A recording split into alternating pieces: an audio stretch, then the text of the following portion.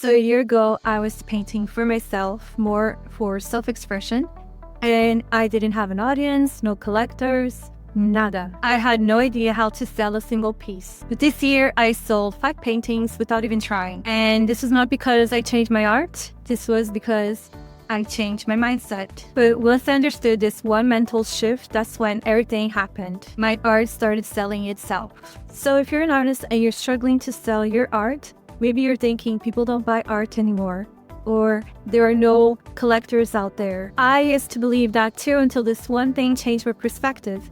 And after that, my art from invisible went to irresistible. I'm also going to take you guys with me to an art exhibition where we're going to speak to my friend Lily Marfisi. She's a successful artist and she's going to share all of her secrets. We're going to cover how she gets normal people to become art collectors. So stick with me to the end because I'm going to share how Lily and myself have been successfully selling art. And Lily is just mind-blowing. She's been at this for a long time now. And we're both not pushy or salesy. Hi, I'm Danny and I'm a painter. I paint in natural earth pigments, mixed media. I'm also a jewelry designer. I have a jewelry brand and I make jewelry for shops all over Europe. And I also create art in many different mediums. After building a successful jewelry brand for 7 years now, I decided to begin working and pursuing my passion for art and for painting, and also my passion for teaching art, which has been something I've always done in the past. So most artists, they begin thinking that they have to find rich collectors out there, that they're nowhere to be found, and this is the lie that is keeping most artists from selling art. So when I decided to take my painting seriously, I was in that loop. I believed that I needed to find rich collectors, but that there were no rich collectors out there. They were nowhere to be found, that nobody wanted art, nobody wanted to buy art, they just wanted to buy IKEA. I fell into that lie. And then I realized people are not buying art because it's expensive. They are buying art because they are connecting to it emotionally. And I realized this because I started to want to paint in a more intentional way, in a way that I could uplift consciousness with my paintings. And when I began doing this, naturally, people started buying my art, and I wasn't even trying to sell them my art. So the thing that changed is that I began to express more the meaning behind the art, why I was painting that, the intention that was going into it, all of the materials that I was using. Because before I was painting with traditional materials such as acrylic, such as oil painting.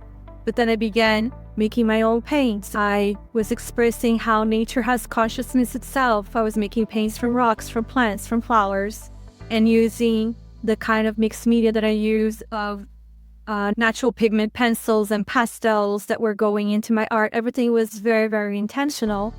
And there was this whole story behind it. And it was this story about uplifting consciousness, about working with the materials that are abundantly in nature already, working with Mother Earth, working with the seasonal flowers that were in my garden. Everything had this beautiful story into it. It was the essence and the intention that was going into my paintings that changed, and that made my paintings start selling themselves without me even trying and without me having a website, which now I do. But when I began selling, it was just, here, PayPal details, I'll send it to you. That's how it was happening. So the story of each piece, the symbolism, the intention, how the work was made, all of that was what made people create that connection to the piece, and also the subject of the piece as well.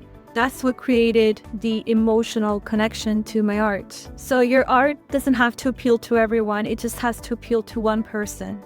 So instead of trying to make art for everyone, such as all of the mass-produced art out there, make art for one person. Make art for the people who are and think like you, the people who love the stuff that you love. That's the thing that is going to make people connect to your art. So I have been in a niche of working with women in self-development. I know this woman well because I am that woman. And all of the things that connected my jewelry to my previous client were translated in the same things that connected the same woman, my same old clients, to the art that I now create. And that's exactly how I sold my painting. to somebody who had never collected art before, somebody who never thought she would collect art, and even told me at one point that it wasn't one of the things that mattered to her. My previous client, she connected to a piece that I made of Mary Magdalene for her altar, that she just needed that in her house. She had that love at first sight moment to this piece. But the first person who bought one of my pieces, that was a traditional oil painting that was in my first art exhibition. So this woman, she bought a small piece of art, but it was my first piece that I sold. And she never collected art in her life. It was her first piece.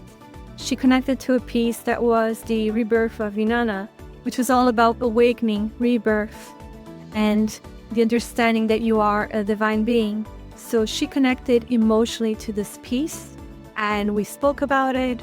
She went for a walk around the exhibition, came back, and was ready to buy her painting, was ready to hand me her cash because of this connection she had. And she told me, if you're here next year, I'm going to get more of your pieces, because she connected to my mission. She connected to what I was creating. So it wasn't about the brush strokes. It was about how it made her feel. So that's the power of a story. When your art becomes a symbol for somebody's personal transformation, that's when your art is going to create that connection. That's when people are not going to care or want to negotiate your prices, how much your painting costs. Can you put the price down? No, they're not going to negotiate with you. They're just going to simply buy your piece because they need it so much in their home. They're not going to leave the exhibition or the fair or the market without your piece. And this is exactly what my friend Lily Marfisi is doing in a much larger scale. So come with me. We're going to go now to her art exhibition and talk to her. So we have just arrived at Lily's art exhibition in Toulouse. Lily Marfisi is a visionary artist who specializes in painting spirit animals after practicing and working with shamanism for many years now. She works with mixed media techniques from watercolor to oil. She is now an accomplished full-time artist and has generously accepted to be interviewed for this video. And Lily Marfisi, and she's going to give advice on how to sell art, because she's the friend that I always talk about in all my blogs, my successful artist friend. So what do you find has been the best thing, best strategy you've had to selling your art?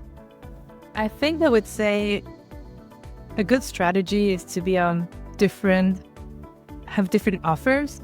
So I can sell originals, and my originals are can be as big and small, for different offers, so different budgets as well, and different home types as well. And I also offer prints of my originals in different sizes, or other products that come from the originals.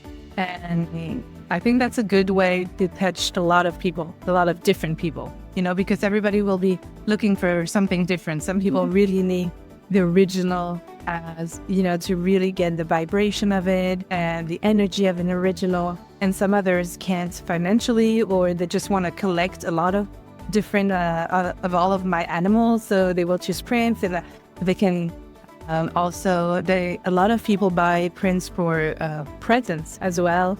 So I think, my main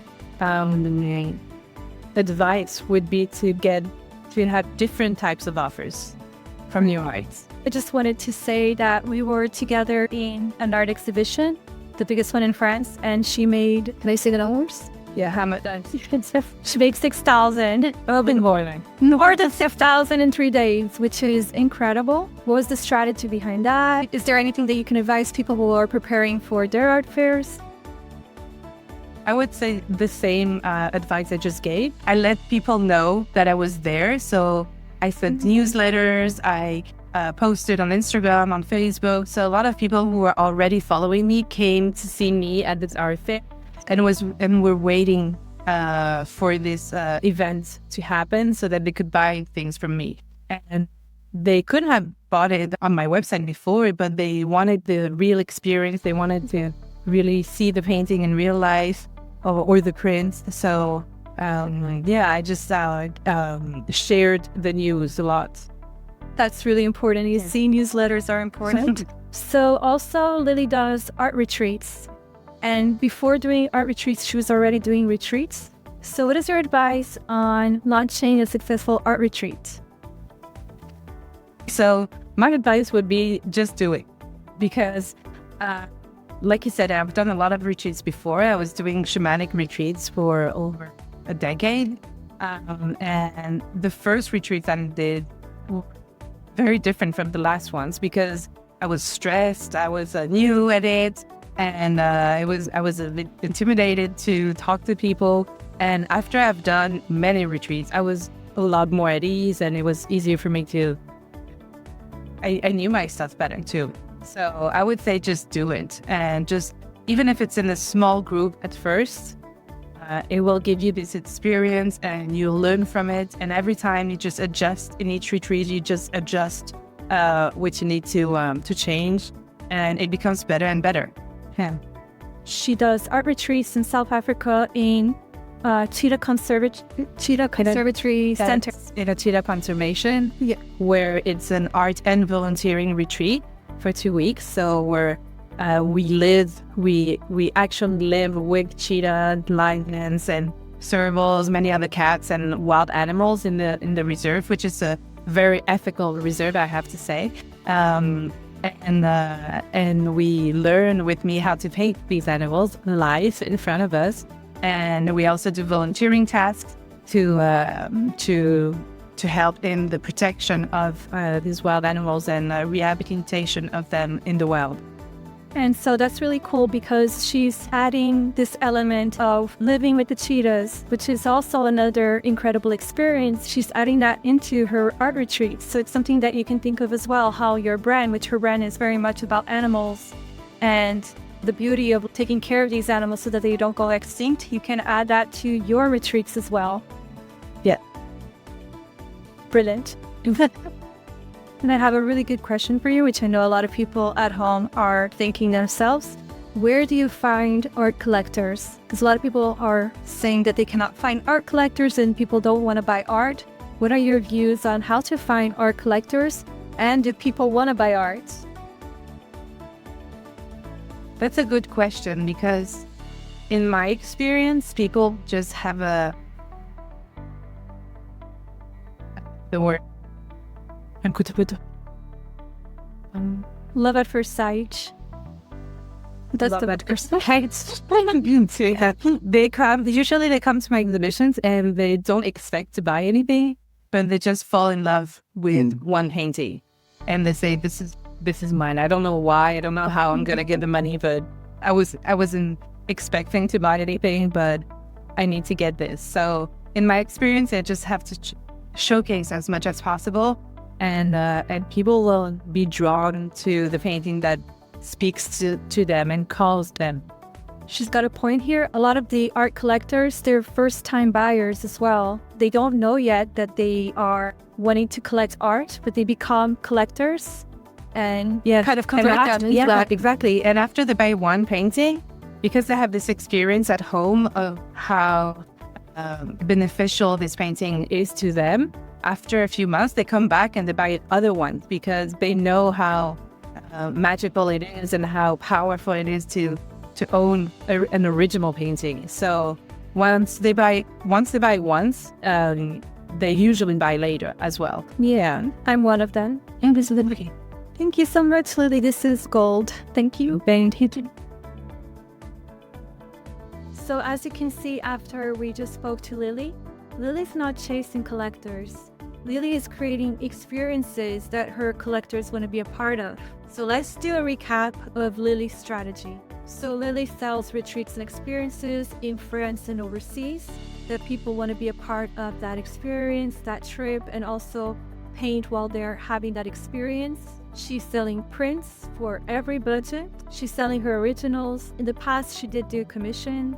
And she has a newsletter. And with her newsletter, she invites people into her world, into her story.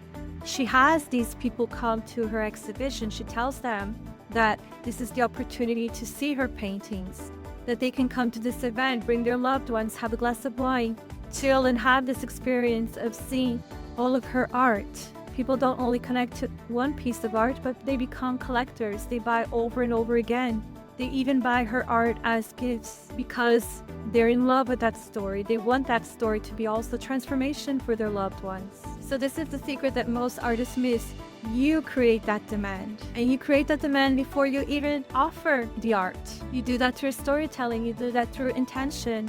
You do that by creating an experience and by letting the world see the world through your eyes. You have to see that within yourself, there is something positive to influence the world, to bring transformation into the world just by being you. And this is something that I'm doing in my art business. After being in the jewelry business for 7 years, where all of my jewelry would just sell itself, I realized how this was not the same case with art, with my paintings, and that's what makes it so magical. In my jewelry business, I could also rely on trends and products, but art required something deeper. And once I did that, people did not just want my art, but they also wanted to be part of my journey. So the story of the last painting I sold was completely bonkers.